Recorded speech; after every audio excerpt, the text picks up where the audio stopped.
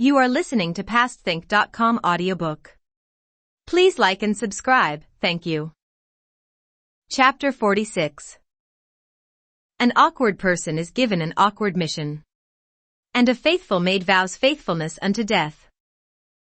It was not, we observed in the last chapter, until nearly 3 o'clock in the morning that Dayu finally dropped off to sleep.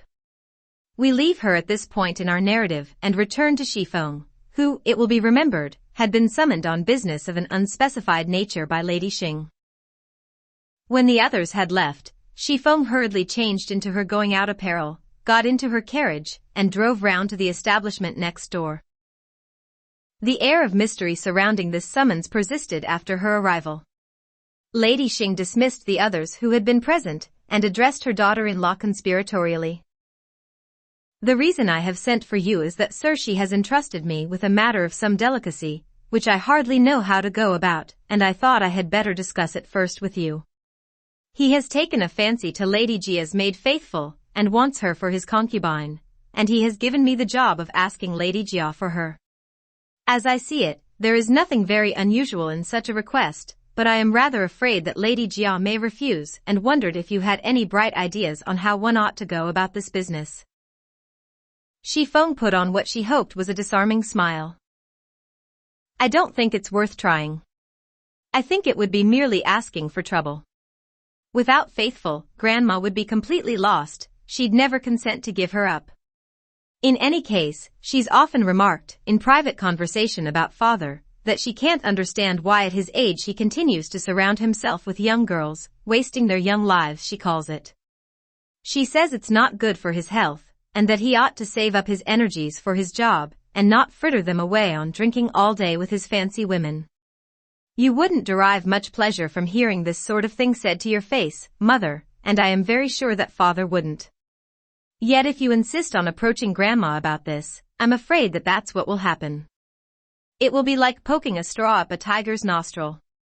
I hope you won't be offended, but I'm afraid I daren't approach her about this.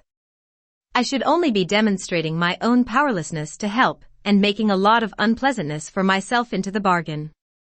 Father is inclined to be a bit gaga at times nowadays. It's up to you to talk him out of it, Mother.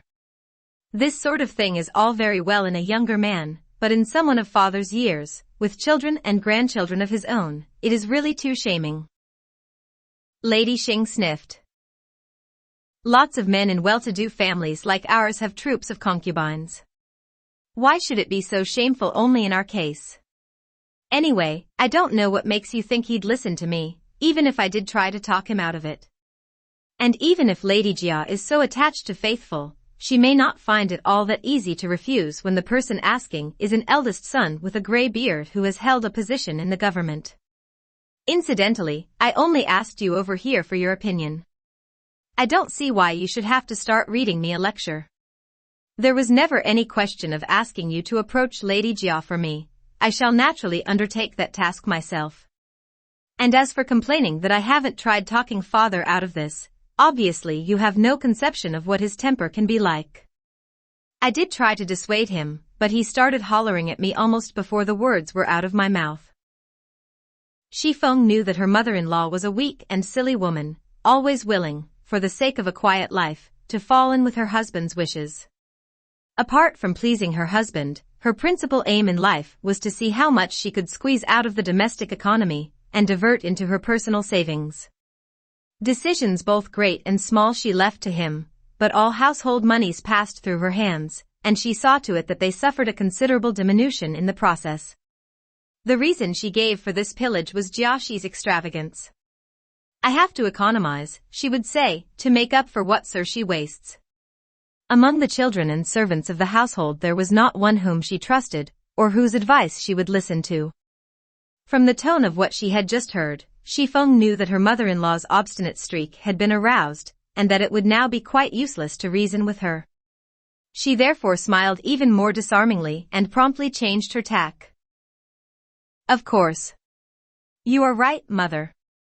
I haven't had enough experience to be able to judge these matters.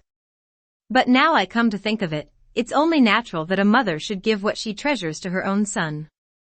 Who else would Grandma give her favorite maid, or any other precious thing, to if not to father.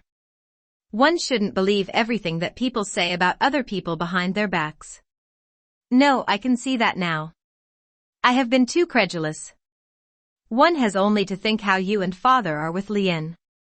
Many a time when Lien has done something he shouldn't have done, you and father have spoken as if you could hardly wait to lay your hands on him, but when he eventually turned up, you have forgiven everything and ended up by giving him some treasured possession. I've no doubt that in this case it will turn out in exactly the same sort of way with Grandma and father. As a matter of fact, Grandma is in rather a good mood today, so if you are going to ask her, it would probably be best to do so straight away. Let me go over first to keep her sweet for you. I'll find some excuse for leaving and taking the others with me when you arrive. That will give you a good opportunity for raising this matter. If she says yes, that will, of course, be splendid. But even if she doesn't, no great harm will have been done, because no one else will know about it.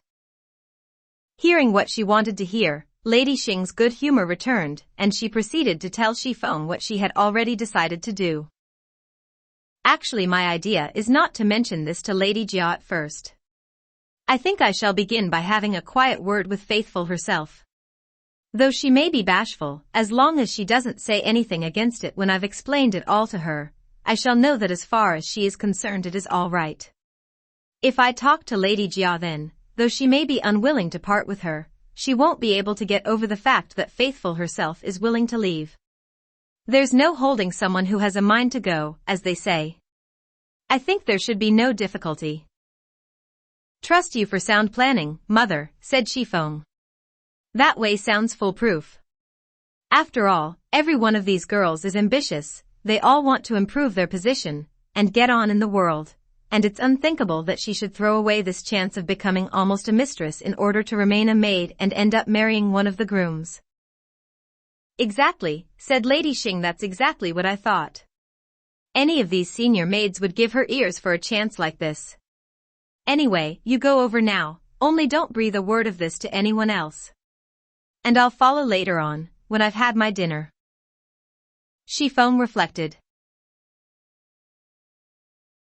Faithful's no fool, she thought. Whatever mother says, it's far from certain that she'll accept. Suppose I do go first and mother follows later. If Faithful says yes, all well and good, but if she doesn't, mother has such a suspicious nature that she's sure to think it's because I've blabbed and been encouraging the girl to play hard to get. It will be humiliating for her to discover that my prediction was right, and that will make her angry, and then she'll take it out on me, which won't be very amusing.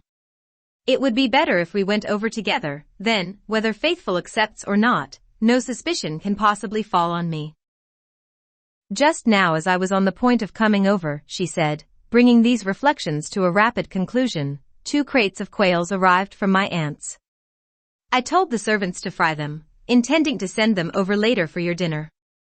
Then, on my way in through your gate, I met some of the boys from here with your carriage. They said it had something wrong with it, and they were taking it outside to be mended. Why not make use of my carriage instead? We can go over together in it now, and you can dine at my place afterwards on the quails. Finding this proposal acceptable, Lady Xing called in her maids to help her change, then, supported by her ever-solicitous daughter-in-law, she got into the latter's carriage and drove with her to the establishment next door.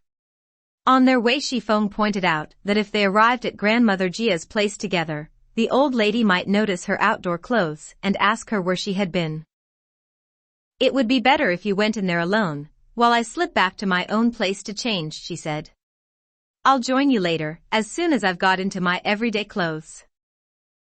Lady Xing thought that this sounded reasonable, and went in on her own to see Grandmother Jia. After chatting with her for a few minutes about nothing in particular, she left on the pretext of visiting Lady Wang. This meant that she went out through the rear of the apartment, so that her way took her past Faithful's room, and she was able to look in casually in passing to see if she was there. Faithful was sitting in her room sewing, but stood up as Lady Xing entered. What's that you're embroidering? Lady Xing asked her. Let me look. She took the embroidery from her hand and inspected it. You are getting very good, she said, laying it down again, and proceeded to scrutinize the girl carefully, from head to foot. Faithful had on an almost new lilac-colored dress of silk damask over which she wore a dag-edged sleeveless black satin jacket. Her skirt was a pale eau de Nil. Lady Xing observed the slender waist and elegantly sloping shoulders, the oval face, the lustrous, raven-black hair, the slightly aquiline nose, the cheeks slightly spotted with a few tiny moles. Faithful grew embarrassed and apprehensive beneath this scrutiny. "What brings your ladyship here at this hour?" she asked. "You don't often come over in the afternoon." Lady Xing made a sign to the maids who had accompanied her to leave the room, then, seating herself in Faithful's place, she took the maid by the hand, and smiled at her graciously. "I've come to wish you joy, my dear." Hearing this, Faithful was able to guess, more or less, what her visitor had come about. She colored and hung her head in silence while Lady Xing continued. "You see, Sir, she has no one nowadays he feels he can really rely on. He was thinking of buying someone, but you know, you can never trust those girls you get from the dealers.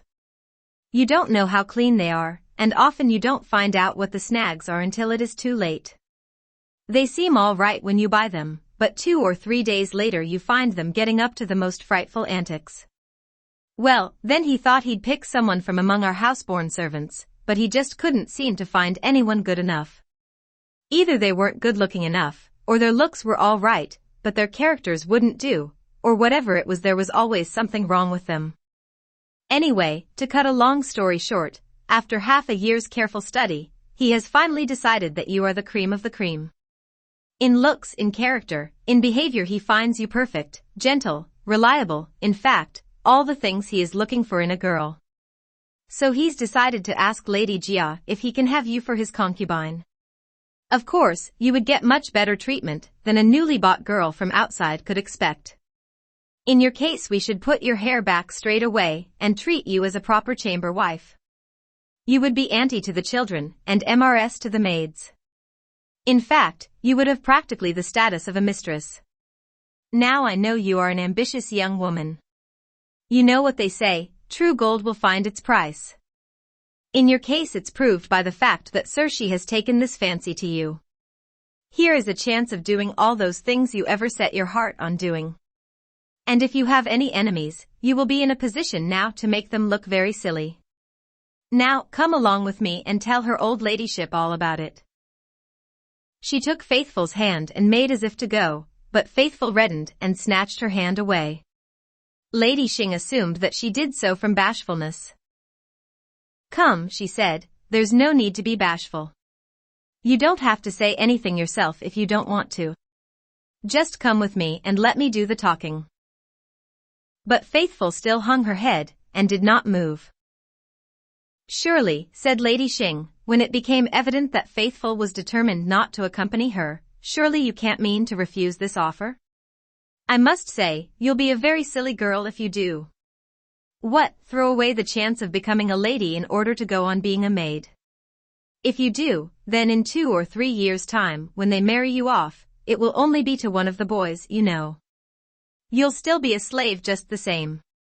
Whereas if you come to live with us, well, you know my nature, I'm not a difficult person to get on with, and Sir she always treats his girls very nicely.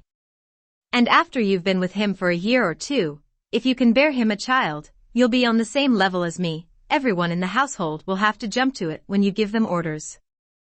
If you throw away an opportunity like this, you'll certainly live to regret it." Faithful continued to hang her head and say nothing. "You're such a lively person as a rule," said Lady Xing. "What's got hold of your tongue? Is there any particular thing about this arrangement that doesn't suit you? Please let me know if there is, and I promise that it shall be altered." But Faithful still said nothing.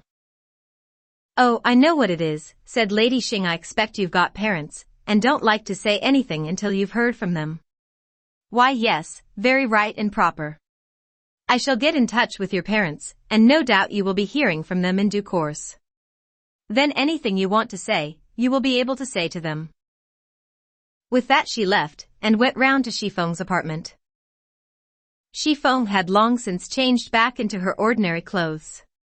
As no one else was about, she had taken the opportunity of telling Patience about her interview with Lady Xing. Patience was amused, but shook her head doubtfully at Lady Xing's optimism. If you ask me, I think it's very uncertain. From the way she's always spoken in the past when we've been alone together, I should think she'll refuse. Anyway, we'll just have to wait and see.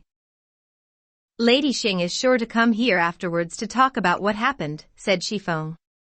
If Faithful has accepted, it will be all right, but if Faithful hasn't accepted, she's not going to be in a very good mood, and it would embarrass her to have you here while she was telling me about it. You'd better order them to prepare some of those quails, and a few other dishes to go with them so that I can offer her dinner when she arrives, but after you've done that, you'd better take yourself off for a bit, and don't come back until you think she's gone. Patience gave Shifeng's instructions to the cook, and then went off to enjoy herself in the garden. When Lady Xing left, Faithful felt sure that she would go straight to Shifeng's for consultation, and that soon after that someone else would arrive and put the same question to her again. It seemed to her that the best way of avoiding this would be to decamp. She sought out Amber in order to give some cover to her exit. If her old ladyship should ask for me, tell her that I'm not feeling well and couldn't eat any lunch today. Say I've gone to walk in the garden for a bit and shall be back again shortly. Amber agreed to do this, and Faithful went off to wander about in the garden. While she was doing so, she came by coincidence upon Patience doing exactly the same thing. Seeing no one else but the two of them around, Patience felt no compunction in revealing her newly acquired knowledge. "Look who's here," she called out teasingly. "Mrs. Faithful." Faithful blushed bright red. "I suppose you're in the plot against me too. Well, never mind. I'll be having it out with your mistress presently."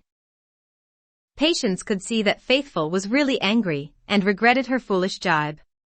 Taking her by the hand, she led her to some rocks beneath a stand of maple trees where they could sit down together, and proceeded to tell her all that Shifeng had a few minutes earlier told her. "Thank you," said Faithful when she had finished. "You and I at least are still friends. When I think of our set, how many were we? Aroma, Amber, Candida, Nightingale, Sinclude, Silver, Musk, Ebony, Kingfisher. She left to go with Missure, Charmer, and Golden. They both died. Snow Pink that was dismissed, you and me. There must have been a dozen of us altogether. When we were young we always told each other everything and shared everything together, but now that we are older, the others all seem to go their different ways and just aren't interested. Not me though, I haven't changed. I'm just the same as I always was. I don't have any secrets from any of you. Now listen, I'm telling you this now for you to remember, only don't go passing it on to your Mrs. Lien. It's not just a question of not wanting to be his concubine. I wouldn't go to Sir Shi, not if Lady Xing had died and he sent matchmakers and witnesses and asked me to be his proper wife." Patience was about to answer when there was a laugh from behind the rocks on which they were sitting, and a voice called out, "What's this shameless boasting I hear? It's enough to set one's teeth on edge." Startled, the two of them rose to their feet and went to look behind the rockery to find out who it was. Aroma emerged, laughing, as they did so. "What's all this about? Tell me about it too." The three of them sat down on the rocks together, and Patience retold all that she had just told Faithful. "Well," said Aroma when Patience had finished, "I suppose it's not for someone in my place to say so, but what a nasty old man. Unless they're downright misshapen, just about no one is safe from him." "I can tell you a way out of this if you want to refuse," said Patience. "What?" said Faithful. "Have a word with her old ladyship, and get her to tell him that she's already given you to Mr. Lien. That'll cool his ardor." "You too now?" said Faithful angrily. "You're a nice lot, I must say. It was your mistress who suggested that the other day. I thought we hadn't heard the last of that." "If you don't want either of them," said Aroma, "then if you ask me I think your best plan would be to get her to tell him that she's promised you to Master Bao. That would put him off right away." Both embarrassed and exasperated by these taunts, Faithful rounded on her tormentors with some heat. You're rotten, both of you, and I hope you both come to bad ends. I thought you were decent sorts who might try to comfort me in my trouble. But even if you don't care, you might at least refrain from treating it as a joke. I suppose you think you don't have to worry about me, because your own futures are assured, and each of you will end up as chamber wife to the person of your choice. Well, as I see it, things in this world don't always turn out the way you want them to. I wouldn't be quite so cock-a-hoop if I were you. You might be in for some nasty shocks yourselves. The others saw that they had really rattled her, and laughingly did their best to calm her down. Now, Faithful, don't take it so much to heart. We three have been like sisters ever since we were little girls. We were only teasing you a bit, because there's no one else around. Tell us what plan you've decided on, so that we shan't be so worried about you. Plan, said Faithful. I've got no plan. I just shan't go to him, and that'll be the end of it. Patience shook her head. I very much doubt if it will. You know what Cersei's temper is like. It's true that he can't touch you as long as you're with her old ladyship, but you're not going to be with her all your life, are you? You'll have to leave in the end, and if you fall into his clutches then, you'll be in real trouble. Faithful smiled grimly. As long as her old ladyship lives, I shall stay with her old ladyship. And when all's said and done, even when the old dear goes to her rest, there are still the years of mourning. There would be no question of his taking a concubine with his mother just dead. And by the time the period of mourning is over, well, anything might have happened. I'll just have to wait and see. If I get really desperate, I can always shave my hair off and become a nun, or failing that, there's always suicide. I don't mind going through life without a man. Glad to keep myself clean. The other two tittered protestingly. The things you say, Faithful. Have you no shame? There's not much room left for shame when things have come to this pass, said Faithful. Anyway, if you don't believe me, just wait and see. Lady Xing said just now that she was going to see my parents about this. I wonder if she will. She'll have to go all the way to Nanking if she does. Your parents are looking after the house in Nanking and can't be fetched, said Patience, but they can be got in touch with eventually. And in any case, your elder brother and his wife are here. It's a pity you're a house-born servant, and not on your own here like me and Aroma. It makes no odds, said Faithful. You can take an ox to the water, but you can't make him drink. Just because I refuse him, he's not going to kill my parents. While she was talking, her sister-in-law appeared some distance from where they were sitting, walking in their direction. There you are, said Aroma. They've evidently found that they can't get in touch with your parents, so they've already had a word with your sister-in-law. That cow, said Faithful. She's a regular camel dealer, that one. She'd just jump at a thing like this. The cow was already upon them, smiling all over her face. Ah, here you are, miss. I've looked for you everywhere. Come with me. I've got something to tell you. Patience and Aroma fussed round her, inviting her to sit with them on the rock. No, you young ladies sit down, said the woman. I've got to have a word with our Faithful. Is it really very urgent? They asked her innocently. We've been playing I Spy. Can't it wait until we've finished guessing? What is it? Said Faithful. Why not just tell me? Come with me, said her sister-in-law. I'll tell you over there. It's good news, anyway. Oh, is it by any chance the thing Lady Xing was talking about? Said Faithful. There, said her sister-in-law. You knew about it all the time. What were you having me on for? Now come on, hurry, and I'll tell you all the details. It's a wonderful, wonderful piece of news. Faithful stood up and spat hard and deliberately in her sister-in-law's face. Why don't you take your bloody trap out of here, she shouted, pointing at her angrily. Wonderful news indeed. I suppose you've been studying the way families of maids who've become concubines can throw their weight about, so you just can't wait to push me into that fire. If I find favor, then of course you'll be the great lady, and be able to put on airs and throw your weight about too. If I don't, if I'm a failure, oh, you'll just draw your tortoise head back into your tortoise shell, and leave me to get on with it. Whether I live or die, it will be all the same to you. She began crying hysterically, and had to be restrained and comforted by Patience and Aroma. "Ha," said her sister-in-law in an unsuccessful attempt to retrieve her ruffled dignity. "Whether you're willing or not, you might at least be civil. Anyway, I don't see why you need drag other people into it. One doesn't discuss short legs in front of a dwarf, they say.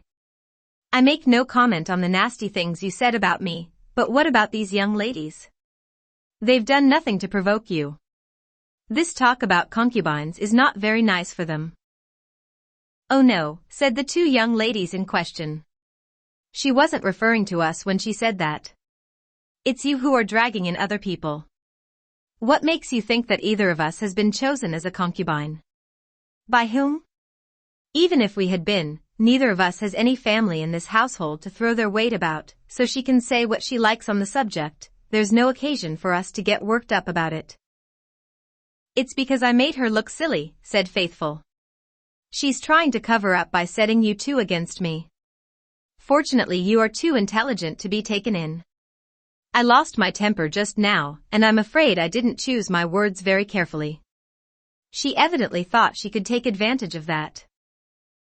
Faithful's sister-in-law was by now finding her situation so disagreeable that she removed herself from it by walking away in a huff. Faithful herself was still extremely angry, and for some time continued to hurl invectives at her retreating back, but Patience and Aroma reasoned with her, and gradually she began to calm down. "Why were you hiding there just now?" Patience asked Aroma when Faithful's composure had been restored. "It's funny that we didn't see you." "I'd been over to Miss Xichun's to see Master Bao," said Aroma, "but I got there a moment too late. They said he had just that minute left for home.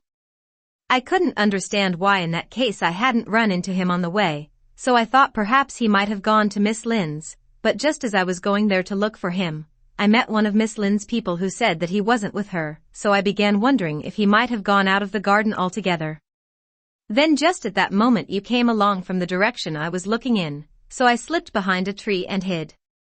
When Faithful came, I slipped out from behind my tree and hid behind this rock. I could see you both sitting there talking, but your 2 pairs of eyes couldn't see me." "And your 3 pairs of eyes couldn't see me," said a mocking voice behind them. The 3 girls jumped in surprise. When they turned to look, it was Bao himself who walked out from behind the rock. Aroma was the first to recover her voice. "You led me a nice dance," she said. "Where have you been all this time?" "As I came out of Xichun's place, I could see you coming towards me," said Bao. "I knew it must be me you had come for, so I hid myself to give you a surprise. I watched you as you walked by with your head in the air. Then I watched you go into Xichun's courtyard. Then I saw you come out again. Then I saw you stop and ask someone something. It was terribly funny. I was hoping that you would eventually come by the place where I was hiding, so that I could pop out and make you jump. But then you started dodging around, and I could see that you were hiding from someone else, and evidently planning to play the same trick on them. So I peeped out to see who it was and found that it was these 2. Then I began gradually working my way round behind you, and when you stepped out and showed yourself, I slipped forward and hid in the place where you had been hiding." "We'd better go behind and have another look," said Patience. "We'll probably find 2 more people hidden back there." "No, I think there really are no more now," said Bao. When she realized that Bao must have heard everything that had been said, Faithful lay face downwards on the rock and pretended to be asleep. Bao laughed at her and gave her a little prod. "It's damp on that stone. Much better come indoors if you want to lie down." He tried to pull her up, at the same time inviting Patience to accompany them back home for some tea. When Patience and Aroma added their own coaxing to his, Faithful finally rose to her feet, and the 4 of them went together to Green Delights. Bao had, indeed, heard everything from his hiding place, and his concern for Faithful made him very unhappy. When they were back, he lay back silent on his bed worrying about it, while the three girls laughed and chattered in the adjoining room. When Lady Xing asked Shifeng about Faithful's parents, she learned that her father's name was Jin Kai, and that he and her mother lived as caretakers at the Jia family mansion in Nanking, and seldom came up to the capital. But she has an elder brother Jin Wenxiang, who is one of grandmother's buyers, said Shifeng, and her sister-in-law is grandmother's chief laundress. The laundress was duly summoned and Lady Xing carefully explained what was required of her. The woman was naturally delighted and went off in a great bustle of self-importance to look for Faithful, confident that she had only to state her mission for the matter to be successfully concluded. Ill-prepared, therefore, for Faithful's acrimonious rebuff, or the strictures of patience and aroma which followed it, she returned to Lady Xing to make her report in a state of angry mortification. "It's no good, I'm afraid. She just swore at me." Since Shifeng was present, the woman dared not mention Patience. That aroma was there too, helping her. "Some of the things she said to me, well, I wouldn't offend your ladyship's ears by repeating them. I think you and Sir she would be well advised to buy a girl elsewhere. That little fool Faithful evidently wasn't meant for such great fortune, nor we to share it, seemingly." "Whatever has this got to do with aroma?" said Lady Xing. "I wonder how she got to know about it." She paused for a moment. "Was there anyone else there?" "Miss Patience was there," said the woman. "I wish you'd given her a box on the ears then and told her to come home," Shifeng put in hurriedly. "She went off wandering somewhere or other as soon as I left the house, and there wasn't a sign of her when I got back. If she was there, she'll have put in her pennyworth too, I suppose." "Well, she wasn't exactly there," said the woman. "She was quite a way off. I couldn't see her very clearly. Maybe it wasn't her. I could have been mistaken." "Go and find her at once," Shifeng said to the servants. "Tell her I'm back and Lady Xing is here, and she is to come home immediately." Felicity hurried forward to report. Miss Lin sent round 3 or 4 times to ask if Patience would go over to her place, so Patience went to see what she wanted. "I went there to call her back when you came in just now, but Miss Lin said would I please tell you that she wants Patience a bit longer to do something for her." "She's always asking Patience to do things for her," said Shifeng, with pretended annoyance. "I wonder what it is this time." Resourceless, now that her plan had misfired, Lady Xing returned home as soon as she had eaten dinner, and in the evening informed Jiaxi of what had happened. After reflecting for some moments, Jiaxi ordered Jiao Lian to be summoned immediately. "Jin Kai and his wife aren't the only couple looking after our Nanking property," he began as soon as Jiao Lian arrived. "Have him recalled immediately." "Last time we had a letter from Nanking," said Jiao Lian. "It said that Jin Kai was in a delirium, and they'd already issued the money to buy his coffin. He may well be dead by now, and even if he isn't, he's probably unconscious, and wouldn't be much use to us back here. And his old woman is as deaf as a post." "Villain! Parricide!" Jiaxi shouted, in instant fury. "Trust you to know that. Get out of my sight." Startled by his father's unaccountable anger, Jiao Lian retreated in a hurry. Shortly after he had done so, Jin Wenxiang was sent for. Jiao Lian, not daring either to go back home or to go in again to his father, stayed near at hand in his outer study, waiting to see what happened. After a while Jin Wenxiang arrived, and Jiao Lian watched him being conducted through the inner gate by the pages. After a lapse of time in which he could comfortably, had he been so minded, have eaten 4 or 5 meals, he saw Jin Wenxiang come out again, but was still too scared to make inquiries. He did not do so until he had allowed what he thought was a safe interval to elapse after Jin Wenxiang's departure, and was then informed that his father had gone to bed. Only then did he dare to go back home, and it was not until Shifeng informed him that night that he understood what it was all about. That night Faithful was unable to sleep. Her brother came next morning to ask grandmother Jia if he could take his sister back home for the day. His request was granted, and grandmother Jia ordered Faithful to get ready. Faithful did not want to go, but overcame her reluctance because she did not want the old lady to suspect that anything was amiss. When they were home, her brother told her all that Jiaxi had said, promising that if she accepted, her position would be an honored one, she would become Mrs. Jean, and all the household would look up to her. But no matter what he said, Faithful set her face firmly against it all and obstinately continued to say no. In the end her brother had no alternative but to go back to Jiaxi and tell him that his sister was unwilling. Jiaxi was greatly incensed. "Now look here," he said, "you go back and get your wife to tell her this, sir," she says. The moon ever loved a young man. He knows all about that saying. No doubt she thinks him too old for her, and has set her heart on one of the younger ones, Bao Yu, probably, or my son Lian. Tell her, if she has, the sooner she abandons hope in that direction the better, because if I can't have her, she may be very sure that no one else in this family will dare to. That's one thing. And here's another. She may think that because she's Lady Jia's favorite, she can look forward to marrying outside one day, and becoming someone's regular wife. Well, if so, just let her get this firmly into her mind, whoever or wherever she marries, she needn't think she will ever escape me. If she dies or is prepared to live all her life an old maid, I might admit myself beaten, but otherwise, never. So unless she proposes to choose one of those alternatives, she'd better hurry up and change her mind. It will be a great deal easier for her if she does.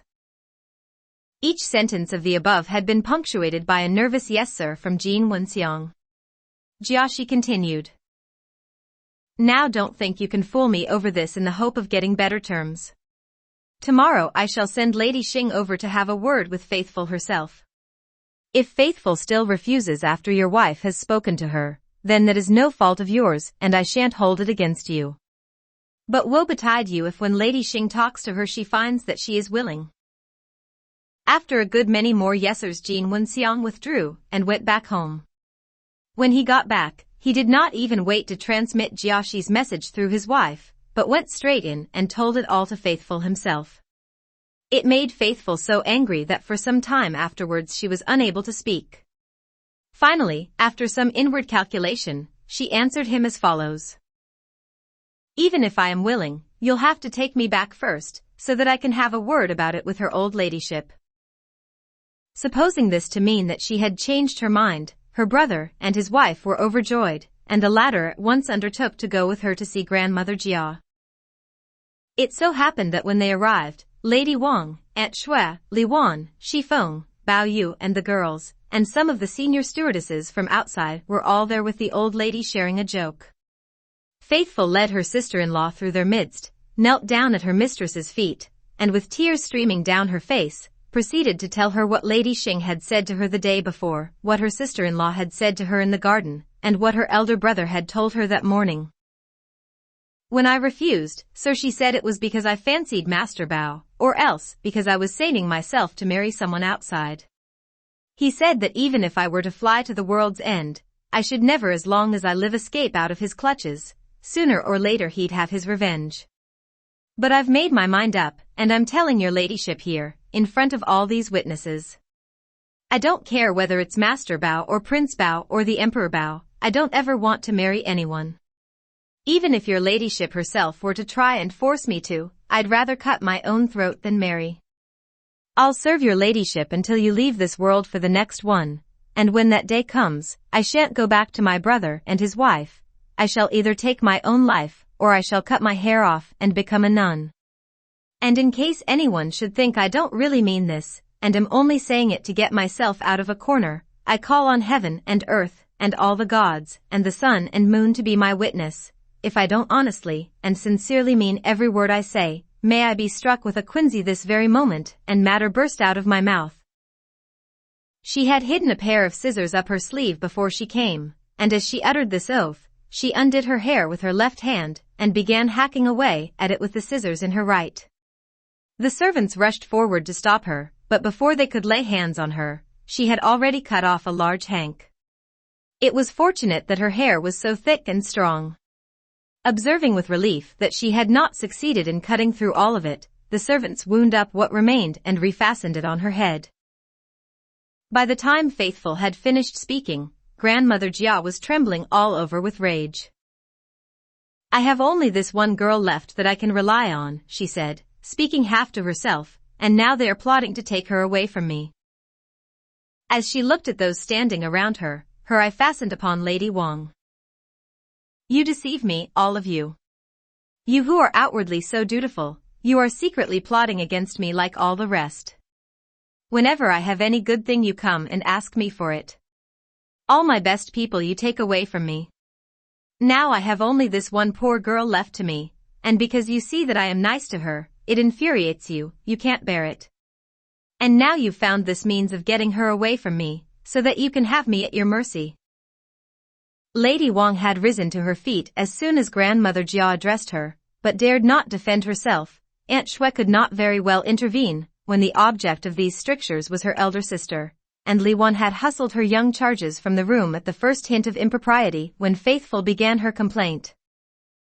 Tan Chun, always one of the more thoughtful members of the family, realized that however unjust the accusation, Lady Wang was in no position to answer back. She realized that Aunt Shui could not speak up for her own sister, or Bao Chai say anything when her mother was silent, and that Li Wan, Shifeng and Bao Yu were even more disqualified from coming to the rescue. This was exactly the sort of situation in which a young unmarried granddaughter could be useful. And since Ying Chun was too docile and Shi Chun too childish, Tan Chun herself, after listening for a while at the window, boldly stepped into the room and faced her grandmother with an intrepid smile. How can this matter have anything to do with Mother, Grandma?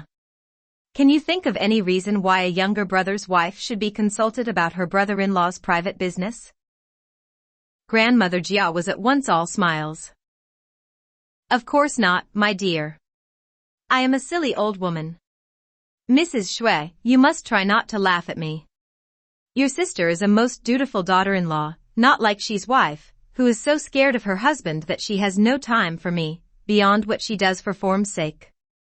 I have done your sister a very grave injustice.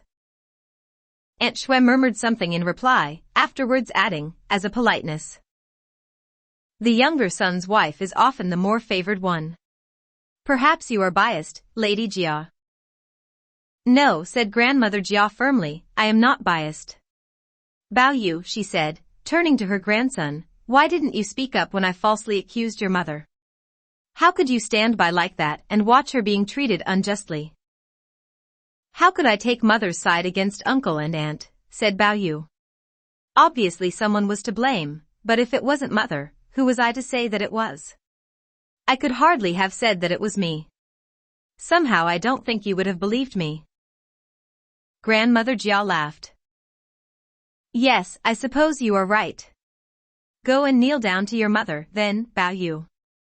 Tell her that I'm getting old, and that she is not to be upset by what I said to her. Ask her to forgive me for your sake. Bao Yu quickly went over and knelt before Lady Wang. But before he could relay his grandmother's message, his mother had laughingly prevented him. Get up at once and don't be ridiculous, Bao Yu. How can you possibly apologize for Grandma to me? Bao Yu hurriedly got up to his feet. What about you, Feng, said Grandmother Jia. Why didn't you try to stop me? I've been trying to restrain myself from blaming you for what's happened, said Shifeng. I don't know why you should pick on me. Grandmother Jia's laughter was echoed by the others present. Oh? Now this is interesting. I should like to know why you think I'm to blame for what has happened. You shouldn't be so good at training your girls, said Shifeng. When you've brought up a beautiful young bulrush like Faithful, can you blame other people for wanting her? It's a good job I'm only your granddaughter-in-law. If I'd been your grandson, I should have asked you for her for myself a long time ago. I shouldn't have waited till now, I can tell you. Oh, said Grandmother Jia, laughing. So it's all my fault, is it? Of course it's your fault, said Shifeng. In that case I won't try to keep her, said Grandmother Jia. You can take her back with you. Not just now, said Shifeng. In my next life, perhaps. If I'm a good girl in this life, I might be reborn as a man, and I can ask you for her then. Go on, take her with you, said Grandmother Jia. You can give her to your Lian. See if that shameless father-in-law of yours still wants her then. Lian doesn't deserve her, said Shifeng. All he's fit for is a couple of sad old dumplings like me and Patience. This set everyone laughing. A maid came in to announce someone. Lady Xing, ma'am. Lady Wang hurried out to meet her. What followed will be revealed in the next chapter.